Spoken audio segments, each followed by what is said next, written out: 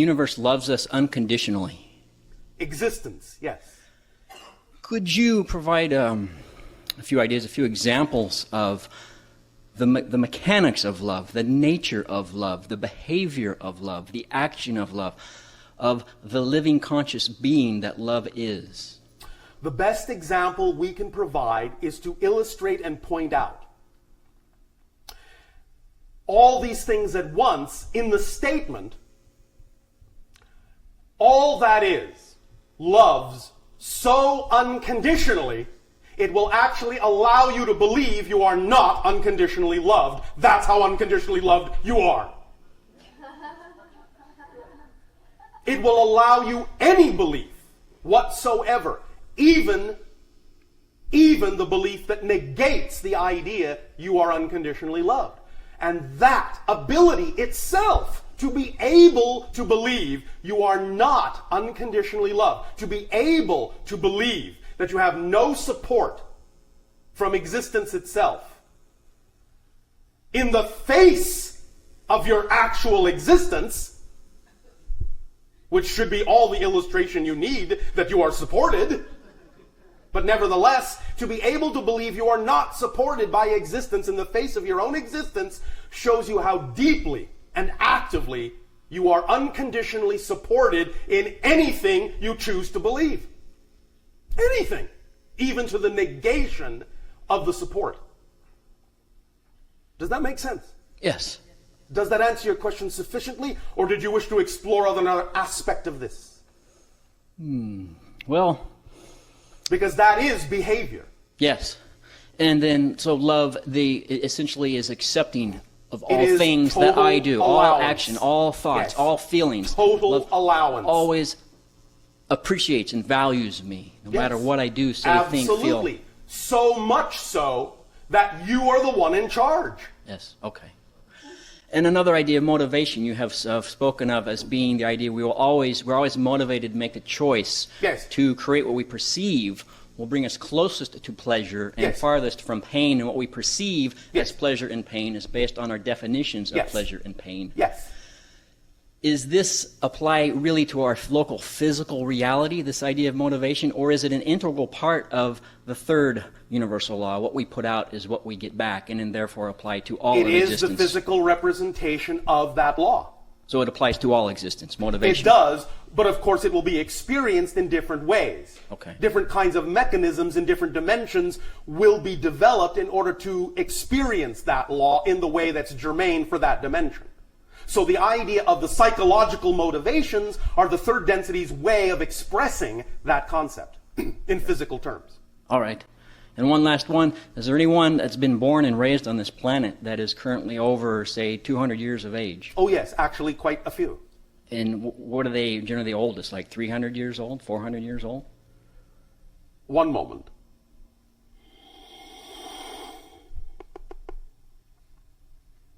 One moment. One moment. As we perceive it, the oldest living physical, oh, you mean human, yes? Yes. All right. The oldest living physical human on the planet today, at this moment, is actually in excess of 1,000 years old. Wow. But there is only one. Next in line, you will find that they will generally be between, and there are a few of these, between 300 and 500 of your years of age. There are more that are between 100 and 300, and many more that are between 100 and 200. And they live in obscure places or some in city, highly populated places? Now and then, some of them will come in contact with what you would call city populations, but that will usually be rare. Most of them live in what you would call relatively remote locations, or smaller villages. And there are other beings that are older than that are similar to us but not human? Oh yes. What might they be classified as? Reptilian or Assassines living on Earth? Well, our average lifespan is, in your terms, about 300 years. We don't live on Earth. If you're talking about visitations from time to time, there certainly have been beings that have existed on your planet or visited your planet that are in excess of 10,000 years old. Okay. But by your counting. But none who were born and raised and lived their entire life here. No. Okay, great. Much love to you, Bashar, and all who are there with you this And evening. to you as well. Thank you. Thank you.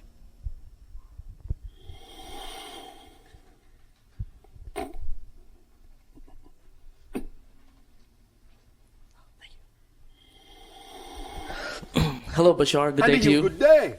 I would like to share with you a dream I had, and All if you right. can give me more insight on what this dream means. We will see. Okay. In this dream, I'm driving to work, and I'm on a street called Nordhoff. I stop at a red light, and the cross streets are now Nordhoff and Mason. I remember seeing cars in all sides of the intersection. Then all of a sudden, a huge gust of wind picks up my car, and my car starts flying through the air. Yes. I end up in a spaceship next. Yes. The next thing I remember, I'm standing in the spaceship, and I'm in front of two entities. Yes. One looks very much like you, a hybrid, and Yes. the other, a very tall being made of white light, and then turns into pure light. Yes. I remember having telepathic communications, but not remembering what was shared between us. All right. Then in the flash, I'm in my car, and I'm flying in the air the same way as I did when the wind first picked me up. Yes. My car is now back in an intersection, and it seems like nothing has changed, Yes. and no time has passed. Correct. What happens next is that all my tattoos disappear, and my eyes turn crystal blue. Yes.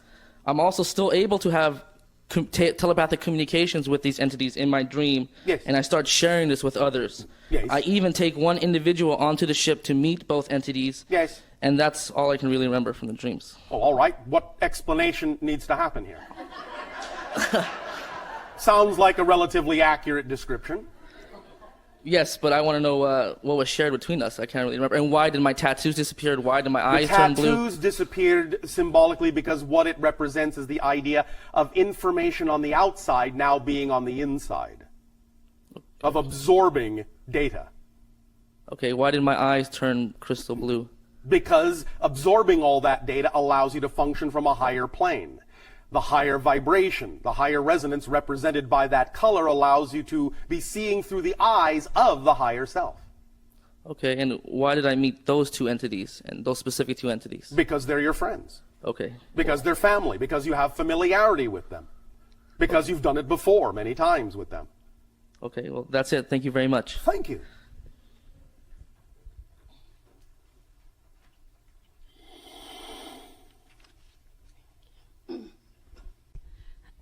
Hello, Bashar. And to you, good day. Good day, good day.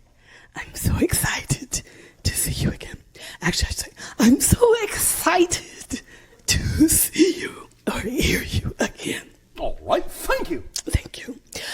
I spoke with you about maybe 13 years ago All right. about my voice. Yes.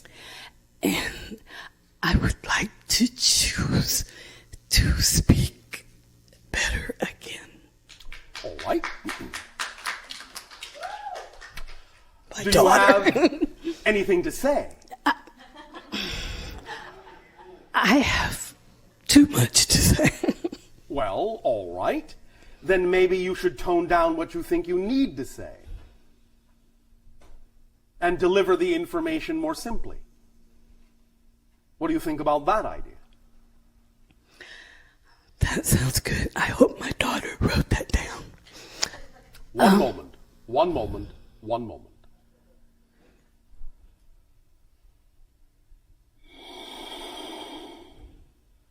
What excites you? What is your passion? History, learning, people, History, learning, and people. travel. And travel.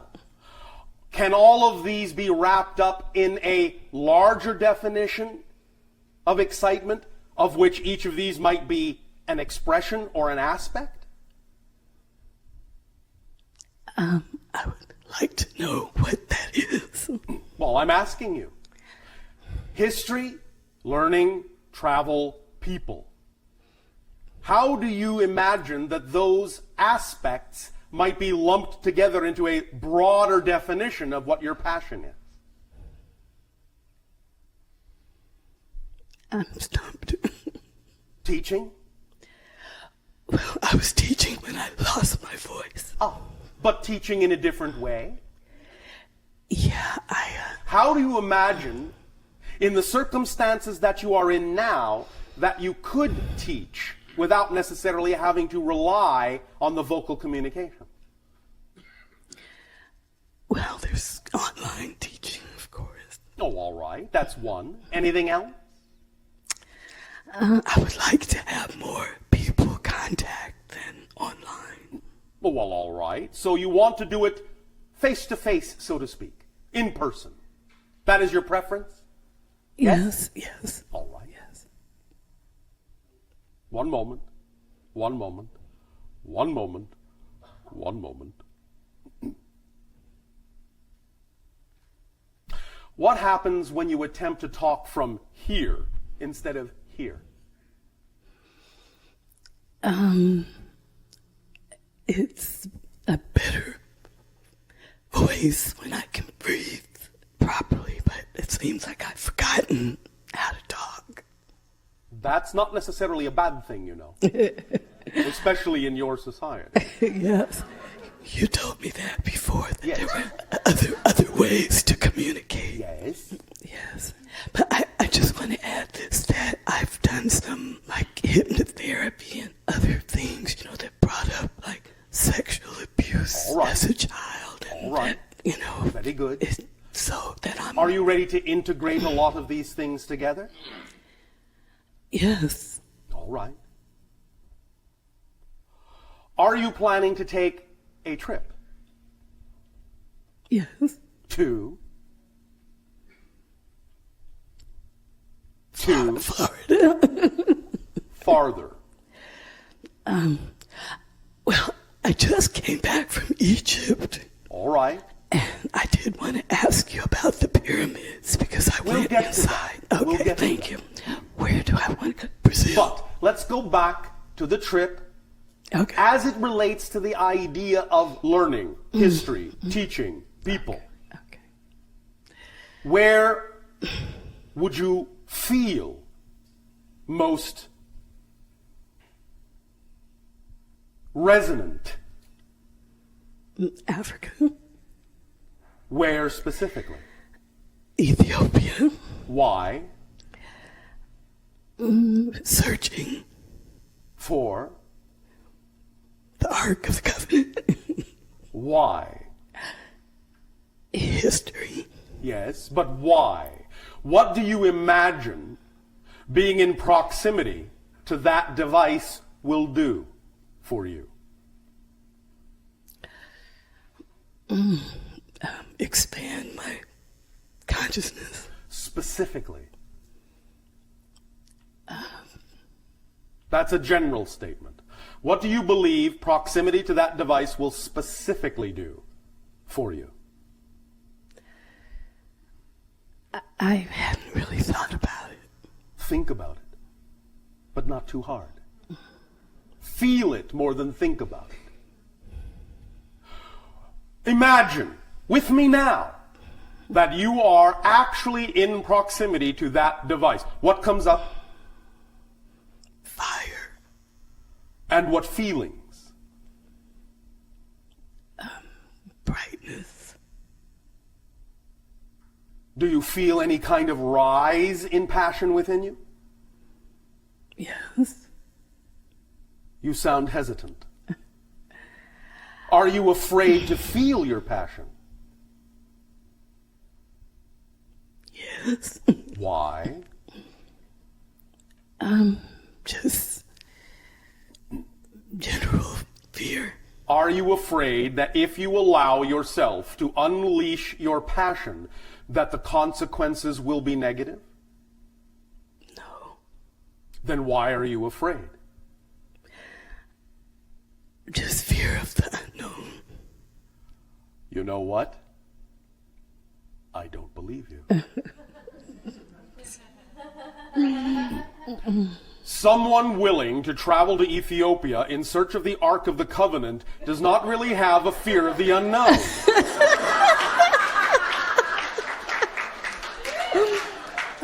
So, as wonderful a reason as that was, we don't buy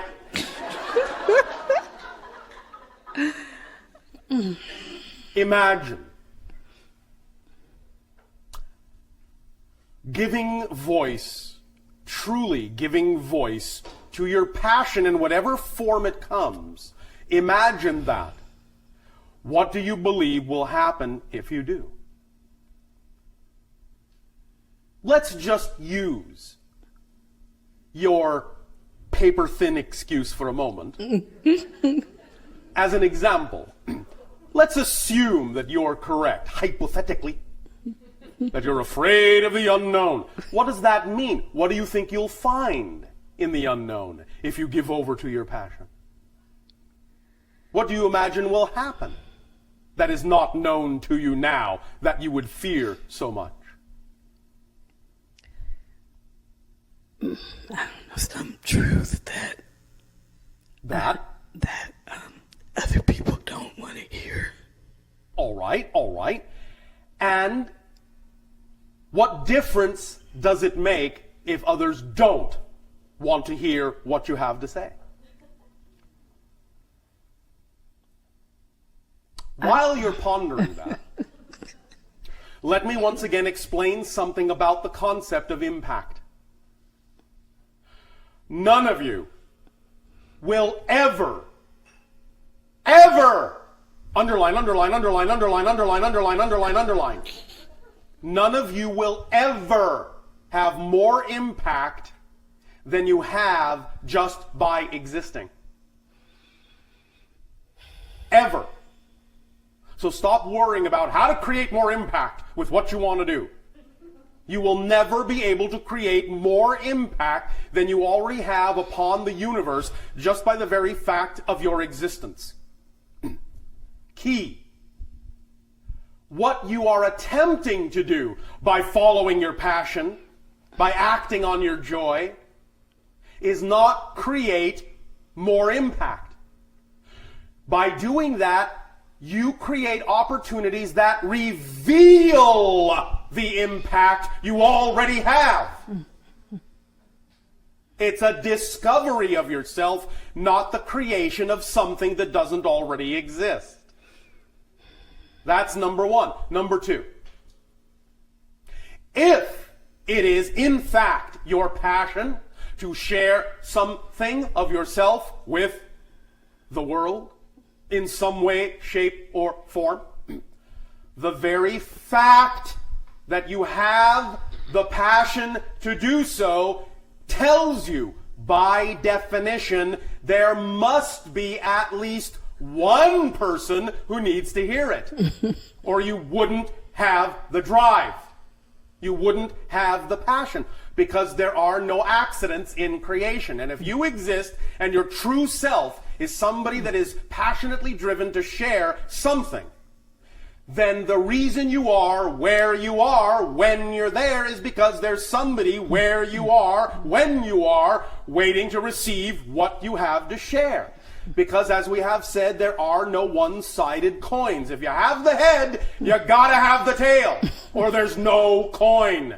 You can't have a head by itself. You can't have the tail by itself. If you got the head, you know there has to be a tail to the coin somewhere.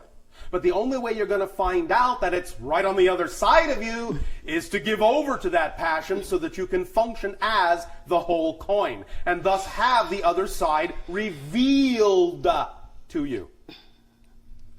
Is this making sense? Yes. All right. One moment.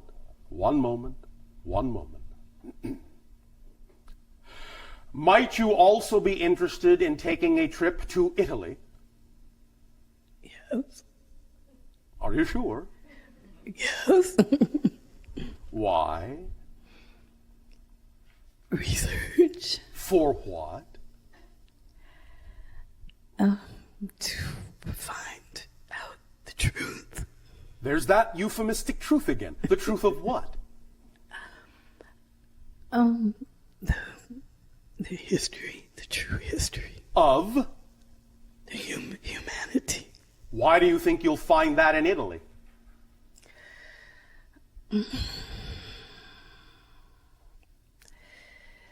There's many places to do research there.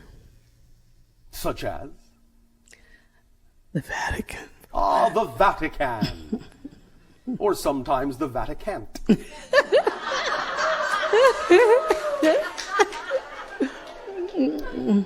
Can you or can't you? I can. Say it again. I can. Say it softly. I can. Say it softly. I can. There's your biggest clue. Speak softly, and that is what will show you your power of speech and communication. Remember, the greatest power has the lightest touch. So don't try, don't force yourself to share. Be calm, be soft, be almost at a whisper. Then you will be heard. All right? Yes. Thank you. Thank you, Bashar. Our love to you. And over the next 3 days, pleasant dreams. Thank you. You're going to have some interesting conversations. All right? Yes, thank you All much. right. Thank you.